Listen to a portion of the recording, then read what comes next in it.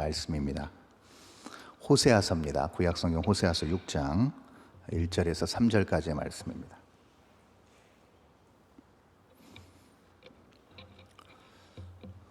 구약성경 호세아서 6장 1절에서 3절, 구약성경 1261면입니다. 본문이 짧기 때문에 우리 다 함께 합독해서 읽도록 하겠습니다. 1절부터 3절까지 합독합니다. 시작. 우리가 여호와께로 돌아가자. 그래서 우리를 찢으셨으나 도로 낫게 하실 것이요 우리를 치셨으나 싸매어 주실 것임이라.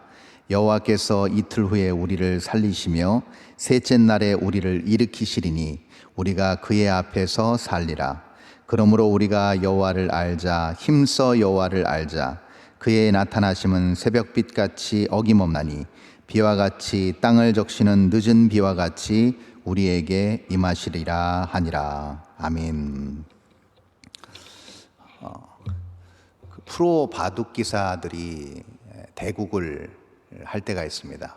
종종 TV에서 우리가 방송으로 보기도 하고 국가전 또 유명한 바둑 기사들이 있습니다. 프로 바둑 기사들이 바둑을 둘 때 정말 그 9단 정도의 경지에 이르는 사람들은 보통 하루 종일 치열하게 바둑을 두는 경우도 있습니다. 그때 바둑을 둘 때 보통 오며 가며 두는 바둑 알의 개수가 적게는 250개에서 300개 정도를 둔다고 합니다. 그러니까 한 대국에 250수 내지는 300수가 존재한다는 것이죠.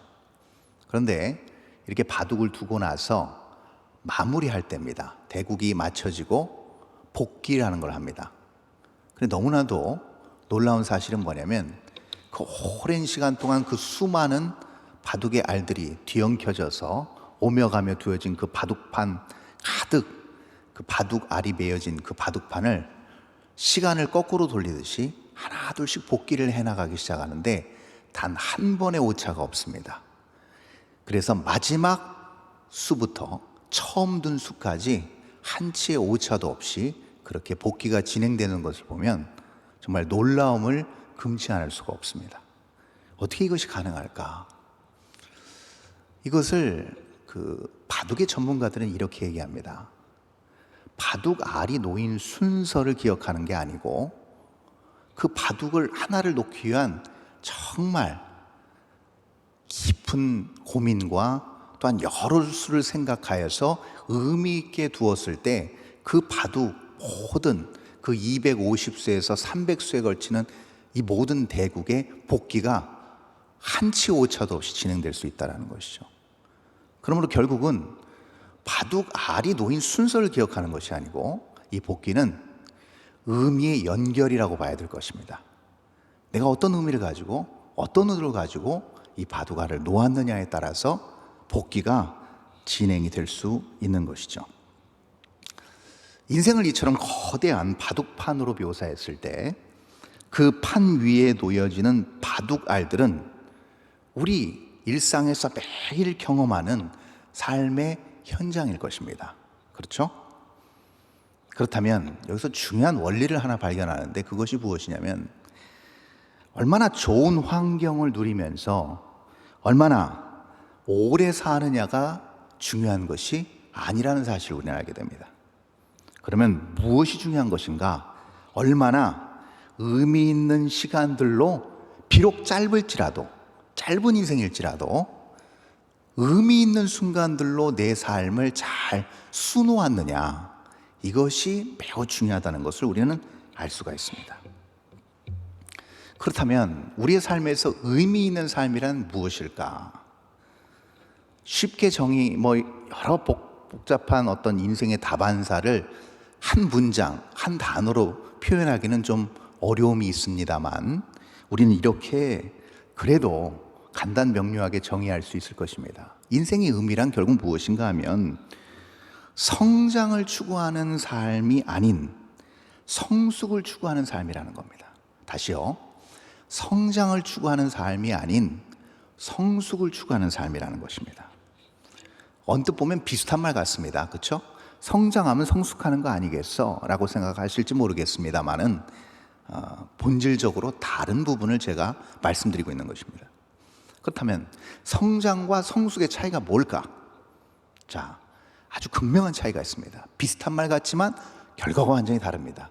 그것은 무엇이냐면 성장의 최종 목표는 성공입니다. 성장의 최종 목표, 마지막 결론 내어지는 모든 것들은 성공의 그 모든 초점이 맞춰져 있습니다. 그럼 성공이란 뭔가? 우리가 다 알고 있습니다. 단순히 눈에 보여지는 가시적인 우월성 또는 가시적인 안정성입니다. 남보다 좀 우월하고 남보다 좀 안정적이면 우리는 그 사람을 성공한 사람이라고 그렇게 정의하는 것이죠. 반면에 성숙의 최종 목표는 무엇일까요? 성숙의 최종 목표는 바로 성화입니다. 성숙하기 위한 노력, 성숙의 마지막 단계는 결국 거룩한 변화에 있다는 겁니다.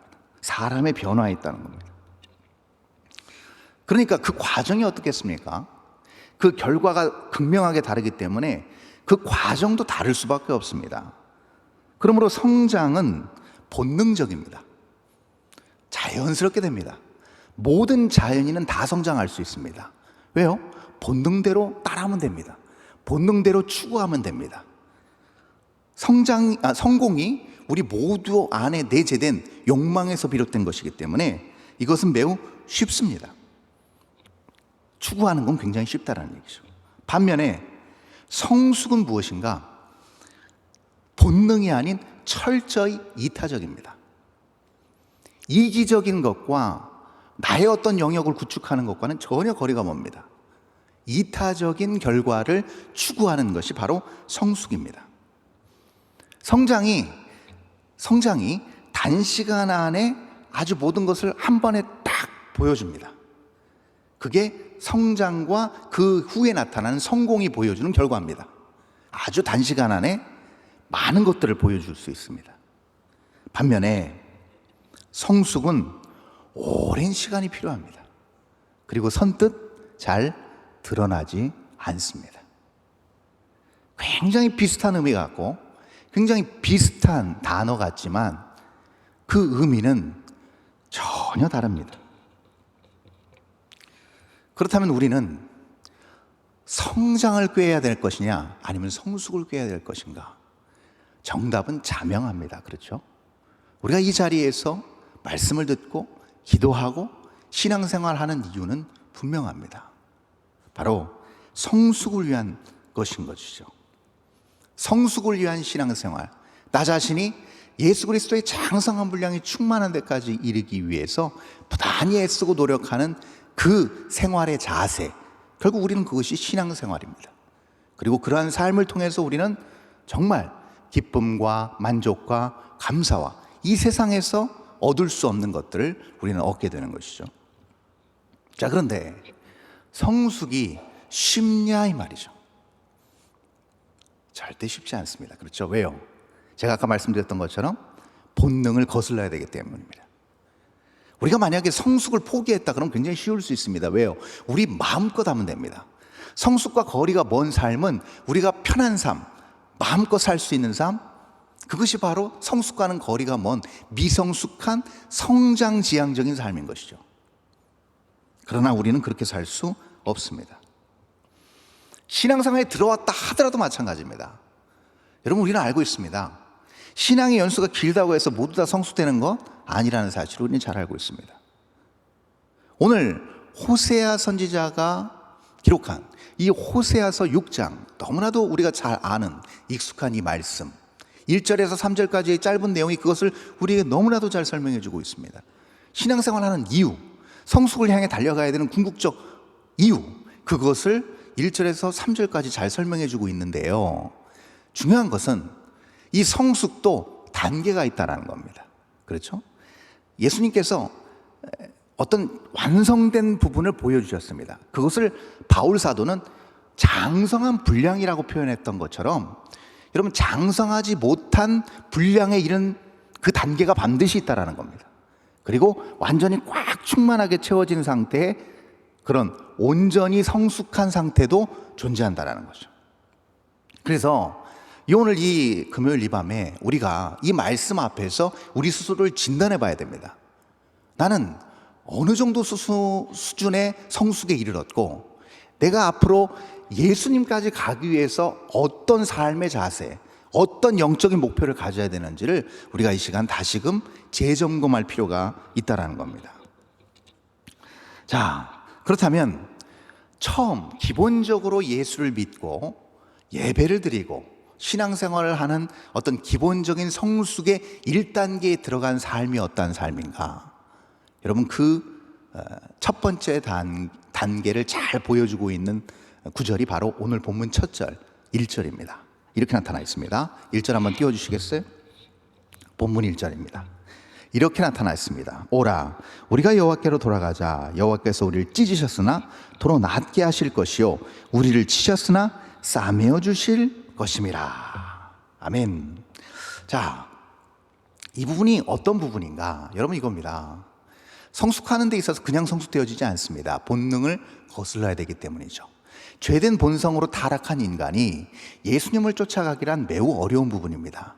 그래서 이 1단계의 1절의 부분이 반드시 필요합니다. 대표적인 게 이스라엘 백성들의 어떤 역사를 봐도 우리가 알 수가 있죠.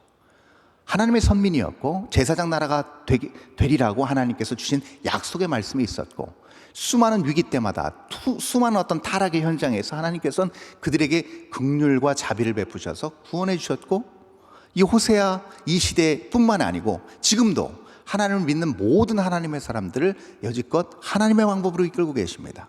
근데 그 과정에서 미성숙한 하나님의 백성들, 하나님께 부르심 받은 사람들이 반드시 겪어야 될 첫 번째 단계가 무엇인가? 겪을 수밖에 없는 단계입니다. 피할 수가 없는. 그것은 무엇이냐면 환경에 따라 좌지우지되는 그러한 삶에서 뭔가를 깨닫는 그런 단계입니다. 그런데 깨달았다고 해도 그 단계를 벗어날 수는 없는 거죠. 그래서 아직도 하나님을 믿고 하나님 따른다고 하나님 말씀을 믿는다고는 하지만 아직도 환경의 굴레에서 벗어나지 못하는 상황입니다. 그러니 어떻게 되겠습니까? 매번 환경에 짓눌려 있고 그 환경의 짓눌림 가운데서 하나님 앞에 은혜와 긍휼과 자비를 구합니다. 하나님 살려주세요. 피할 길을 내주세요. 도와주세요. 병마가 찾아오고 금전적인 어려움이 있고 관계가 흐트러지고 모든 부분에서 내가 내 능력으로 감당할 수 없는 환경, 막다른 골목에 다다랐을 때 그때 기도합니다. 하나님이 이 환경을 열어달라고 도움의 손길을 구합니다. 그래서 이런 어떤 찢기고 터진 부위가 다시 아물고 싸매지는 과정이 계속 반복되는 단계가 바로 첫 번째 성숙의 단계입니다. 피할 수 없는 단계죠. 근데 여기서 우리가 조심해야 될 영적 함정이 있습니다. 여러분 경험해 보신 적이 있으실 것입니다. 처음에 내가 신앙심을 갖고 예수 그리스도를 믿은 다음에 그 뜨거운 마음을 아실 거예요. 근데 그때 여기 계신 분들뿐만이 아니고 정말 예수 믿고 마음이 뜨거워져 가지고 하신 분들의 모든 신앙의 대부분의 신앙의 간증과 고백이 무엇입니까? 거의 대동소이한데요. 보통 이렇게 말씀하십니다. 목사님, 하나님이 내 기도를 너무 잘 들어주세요. 그렇지 않습니까, 여러분? 네. 기적같이 하나님께서 내 기도를 들어주십니다. 하나님 나를 너무나도 사랑하십니다. 내가 이것 좀 해달라고 그렇게 간구했더니 하나님께서 이 기도 들어주셨습니다. 정말 하나님 살아계신 건 맞습니다 하는 겁니다. 환경의 억압과 환경의 압제와 풀리지 않는 그 현실 속에서 하나님을 붙잡고 하나님 앞에 기도했을 때 하나님께서 아물게 해주십니다. 싸매 주십니다. 그러나 여러분, 그것은요 마치 전혀 부모와 의사소통을 할 수 없는 아기가 울부짖을 때 기저귀 갈아주고 밥 먹여주고 재워주는 그런 아주 기본적이고 단차원적인 행동으로 교감하는 수준이라는 겁니다. 그렇죠? 애가 말이 트이고 깊은 어떤 소양을 갖기 시작하면 어떻게 됩니까? 부모와 모든 부분을 다 나눕니다. 그는 이미 성숙한 것이죠. 근데 그렇지 못한 아기의 아직도 미성숙한 그런 상황에 있을 때는 여러분 그때는 말이 통하지 않습니다. 보여줘야 됩니다. 울면 먹여야 됩니다. 울면 갈아줘야 됩니다. 울면 재워줘야 됩니다. 이 부분이 1단계 부분이에요. 그래서 이 1단계에 머물렀을 때 나타나는 전형적인 현상은 무엇이냐면 영적인 것에 그닥 관심이 없습니다. 하나님께서 내 기도 들어주시면 됩니다. 내가 없을 때 채워주시면 되고, 내가 아플 때 낫게 해주시면 되고, 내가 잘 안 풀릴 때 풀어서 열어주시면 됩니다. 그럼 그걸로 끝입니다. 그걸로 만족합니다. 그걸로 기뻐합니다. 그걸로 신앙생활이 다인 것처럼 생각합니다. 여러분, 이러한 것은요, 결국 이방인들이 믿는 우상을 섬기는 타종교 안에 있는 사람과 크게 다를 바가 없습니다. 내가 신앙생활하고 내 믿음의 어떤 기본적인 본질적인 하나님이 나의 필요를 채우는 분으로만 그렇게 인식될 때 여러분 그것은 다른 종교에서 하는 것입니다. 그래서 우리는 우리의 기도를 잘 점검해 볼 필요가 있습니다. 물론 필요합니다. 정말 막막한 상황 가운데서 우리는 구해야 됩니다. 붙들어야 됩니다. 울부짖어야 됩니다. 그러나 우리의 모든 기도가 처음부터 끝까지 1부터 100까지 모두 이런 문제라고 한다면 여러분 아직도 이 단계에서 벗어나지 못했다는 겁니다. 그래서 예수님께서 산상수훈에서 이렇게 말씀하신 겁니다. 이것은 이방인도 구하는 것이다. 무엇을 먹을까? 무엇을 입을까? 무엇을 마실까? 그거 구하지 마라. 다른 아버지 안에 없는 이들도 이거 구한다. 너희들은 그의 나라와 그의 의를 구하라 라고 말씀하신 겁니다. 근데 이 차원을 벗어나서 영적인 부분에 눈을 뜨는 분들이 있습니다. 그 분들이 바로 다음 단계로 들어간 분들입니다. 이 분들은요, 뭐 환경이 개선되고 뭐 어떤 상황이 무탈하게 평탄하게 좋아지는 것을 차원을 넘어서 이제 어느 정도 하나님과의 교감이 있고 교제가 있습니다. 그런데 문제는 무엇인가? 하나님과의 온전한 교제가 아닌 눈치만 보는 그 정도 수준에서 머무른다는 것이죠. 여러분 사람이요 성장하면서 자연스럽게 습득하는 것이 있습니다. 아기가 어린아이가 되고 청소년이 되고 장년에 이를 때까지 그 과정 가운데서 자연스럽게 습득하는 게 뭐냐면 모방과 눈치입니다. 모든 것을 다 습득하는, 똑같이 따라합니다. 그리고 그 똑같이 따라하면서 파생되는 여러 분위기, 환경을 여러분 눈치로 감지합니다. 그런 것들을 직관적으로 판단하게 됩니다. 그것이 성장하면서 겪게 되는 어떤 성숙의 한 과정입니다. 그런데 하나님을 단순히 그냥 모방과 눈치 정도로만 교제한다고 한다. 여러분 이것도 온전한 신앙생활의 마지막 경지까지 들어간 것은 아닙니다. 그렇죠? 도리상 순종하고 하나님이 하라고 하니까 의무적으로 해야 되는 정도의 신앙생활에 그칠 때가 있다라는 겁니다. 여러분 이것이 바로 그 다음 절인 본문 2절에 나타나 있는 두 번째 단계라고 할 수 있습니다. 2절 한번 띄워주실까요? 본문 2절입니다. 이렇게 나타나 있습니다. 여호와께서 이틀 후에 우리를 살리시며 셋째 날에 우리를 일으키시리니 우리가 그의 앞에서 살리라. 아멘. 여기서 우리가 암시할 수 있는 게 뭡니까? 이튿날 그리고 마지막 셋째 날에 죽은 자 가운데서 살리신다는 겁니다. 결국 예수 그리스도께서 셋째 날에 부활하심을 그리고 그 부활을 믿는 모든 자들에게 생명을 약속하시는 내용입니다. 그렇죠? 그런데 문제는 무엇인가? 어떤 상황과 환경, 보이는 것의 차원은 넘어갔지만 하나님과의 어떤 깊은 교제 가운데 들어가지 않고 막연히 부활과 생명을 막연히 받아들이게 되면 오랜 세월 동안 신앙생활하면서 그걸 막연하게 그냥 관념적으로만 알게 되면 여러분 어떻게 되는가? 결국 미래에 얻을 구원과 천국을 보게 됩니다. 그것은 믿습니다. 그러나 그 부활의 놀라운 능력과 천국의 그 귀한 소망은 결국 오늘 현재를 사는 나의 일상과는 무관한 삶을 삽니다. 여기에서 큰 문제가 있다는 것이죠. 분명히 내가 부활 믿습니다. 그리고 구원받았다는 거 알고 세상의 가치가 다 부질없다는 것 알고 천국 소망 품으면서 살아갑니다. 그러나 그것이 오늘날 나의 삶의 중심으로 밀고 들어오는 그 마지막 과정까지 들어오지 못합니다. 그러니 현실과 하나님의 약속은 멀게만 느껴집니다. 큰 거리감이 있는 것이죠. 그러니 어떤 현상이 나타나겠어요? 교회에서 열심히 신앙생활 합니다.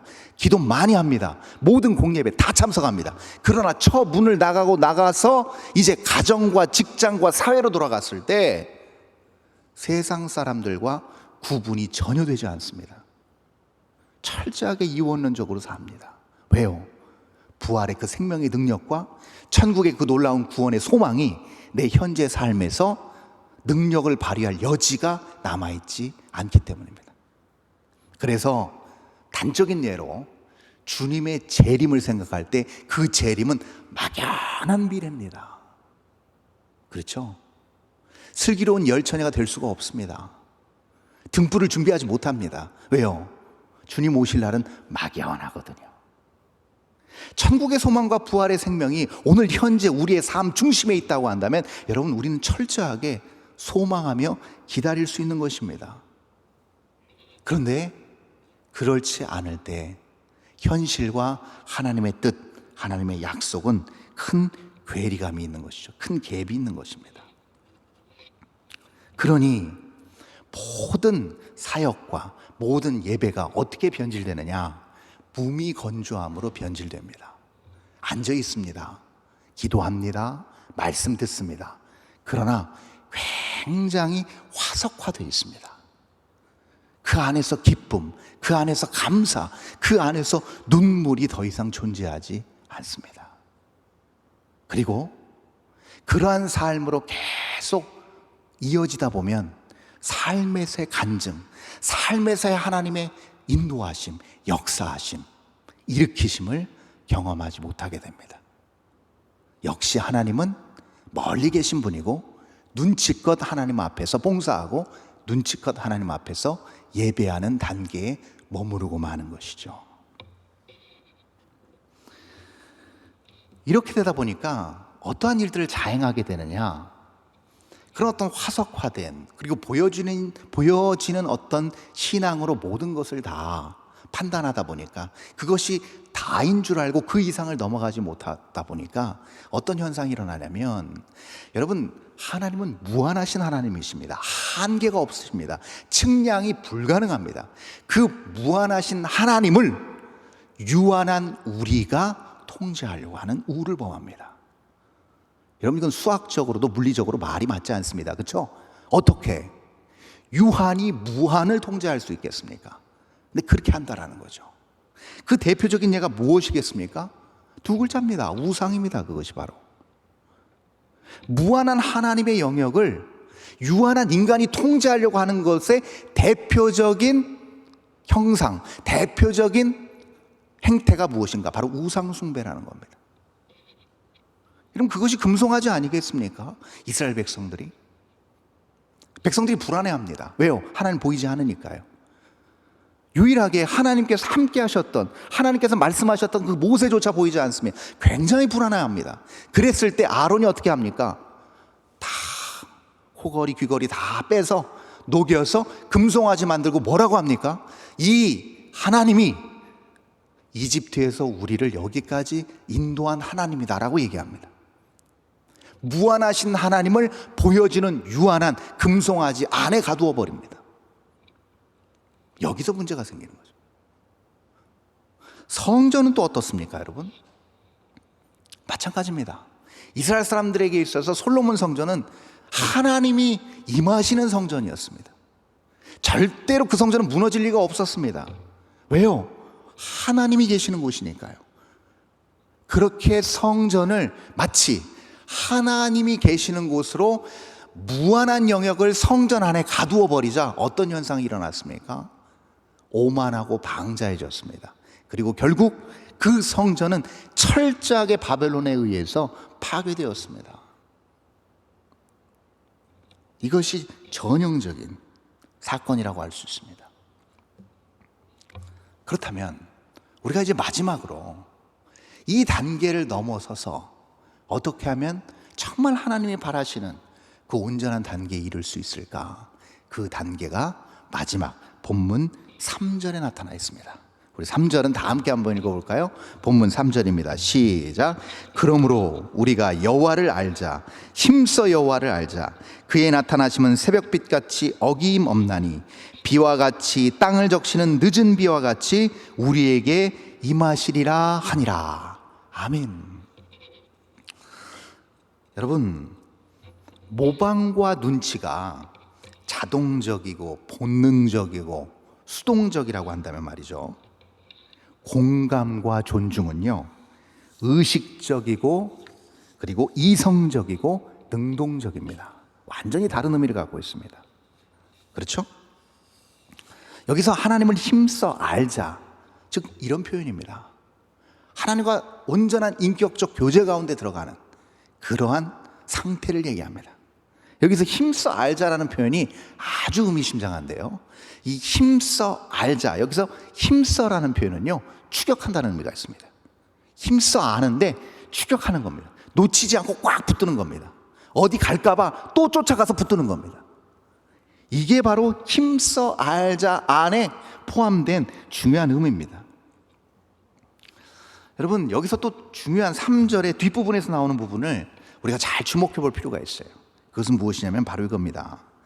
새벽빛같이 어김없나니 비와 같이 땅을 적시는 늦은 비와 같이 우리에게 임하시리라, 이렇게 표현되고 있습니다. 자, 하나님이 이렇게 나타나신다는 겁니다. 이렇게 역사하신다는 겁니다, 여러분. 자, 성숙할수록 이렇게 하나님이 느껴진답니다. 야, 이게 무슨 의미일까요? 여러분, 새벽빛, 늦은 비, 매번 때가 되면 장마철에 쏟아지는 그 비가 여러분 어떤 공통점이 있습니까? 새벽빛과 이른 비와 늦은 비의 공통점은 하나입니다. 바로 한결같다라는 겁니다. 언제나 한결같다라는 겁니다. 너무나 한결같아서 느끼지 못한다는 겁니다. 당연히 때 되면, 시간 되면 동이 터서 새벽빛이 비추는 것이고 여명이 밝아오는 것이고, 그리고 때 되면 이제 오랫동안 가물었던 그 상황이 끝나고 비가 내리는 겁니다. 근데 그것이 너무나도 당연하기 때문에 그거에 대한 놀라운 신비와 놀라운 섭리와 역사를 잊고 산다는 겁니다. 그런데 하나님을 힘써 알고 추격할 정도로 하나님을 붙드는 능동적인 교제를 원하는 영적인 사람들이 이것을 정확하게 감지한다는 겁니다. 절대 그냥 지나칠 수 없다는 겁니다. 그래서 모든 일상 다반사에서 일어나는 많은 일들 가운데 놓치는 법이 없고 그 가운데서 하나님의 놀라운 섭리와 역사를 발견해내는 겁니다. 그래서 이렇게 되면 어떻게 되는가? 아까 제가 말씀드린 거에 정반대를 하게 됩니다. 무한한 영역으로 유한한 영역을 그때서야 통제하게 됩니다. 그러니 우상이 있을 수 없습니다. 여러분, 그거 아세요? 10계명의 그 10계명 중에서 첫 번째, 두 번째, 세 번째 계명은 다 하나님과 인간 간의 직접적인 관계를 말씀해주고 있는 계명입니다. 근데 여러분, 밑에 4계명부터 10계명까지의 그 내용은요, 여러분 1에서 3까지의 계명을 놓치면요 지켜줄 수 없는 내용입니다. 그러므로 중요한 사실은 무엇이냐면 바로 하나님과의 온전한 관계 속에서 하나님의 역사를 드러내는 것이 중요하다는 겁니다. 그게 신앙생활의 유일한 의미이고 목적이라는 겁니다. 그것을 우리는 두 글자로 무엇이라고 표현하는가? 바로 믿음이라고 표현합니다. 믿음. 그것이 믿음입니다. 보여지지 않는 광대한, 측량할 수 없는 무한의 영역으로 유한의 영역을 통제하고 다스리는 것, 그것이 하나님께서 원하시는 이 땅에 유한하지만 무한을 품고 살아가는 사람들에게 원하시는 삶의 모습이라는 겁니다. 그래서 보이는 스데반을 죽인 바울이 나중에 보이지 않는 예수 그리스도를 만난 다음에 그가 고린도후서 4장에서 이렇게 고백한 겁니다. 우리가 낙심하지 아니하노니 우리의 겉사람은 낡아지나 속사람은 날로 새로워지도다. 우리가 주목하는 것은 보이는 것이 아니요 보이지 않는 것이니 보이는 것은 잠깐이요 보이지 않는 것은 영원함이라. 아멘. 바울이 고백을 한 거예요. 이것과 똑같은 맥락으로 아주 그 당시 사람들이 알기 쉽게 눈높이 맞춰서 설명하신 유명한 예수님의 말씀이 있습니다. 그 당시 의리의리한 그 헤롯 성전을 바라보면서 그 성전 자체를 추앙하고 있었던 이스라엘 사람들에게 예수님께서 이렇게 말씀하신 것입니다. 그래서 너희가 이 성전을 허물라 내가 3일 만에 다시 일으키리라라고 말씀하신 겁니다. 너희가 그토록 애지중지 정말 그렇게 귀중하게 여긴 이 성전, 그것은 결국 유한이 무한을 통제하려는 우를 범하는 것이다. 그것은 함정이다. 잘못된 것이다. 이것을 내가 허물 것이다. 그리고 온전히 무한함으로 유한함을 허물고 다시 세울 것이다 라고 예수님께서 선포하고 계신 것입니다.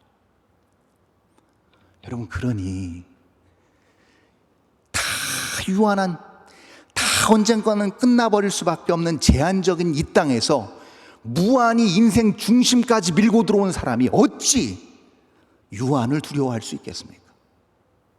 어찌 유한의 그 모든 것들이 큰 파도같이 우리를 삼키려 할지라도 그 앞에서 우리가 눈 하나 깜짝할 수 있겠습니까? 없습니다, 여러분. 그런 사람들이, 많은 사람들이 성경에 존재합니다. 대표적인 사람은 아브라함입니다. 처음에 그 갈대아 우르에서 떠날 때 내가 너로 큰 민족을 이루고 내 이름을 창대하게 하리니 너는 복이 될지라라고 하나님께서 약속하셨습니다. 여러분, 그리고 그가 몇 년 기다렸습니까? 이삭 낳을 때까지 무려 25년 기다렸습니다. 무엇이 그를 기다리게 했을까요? 바로 이 원리입니다.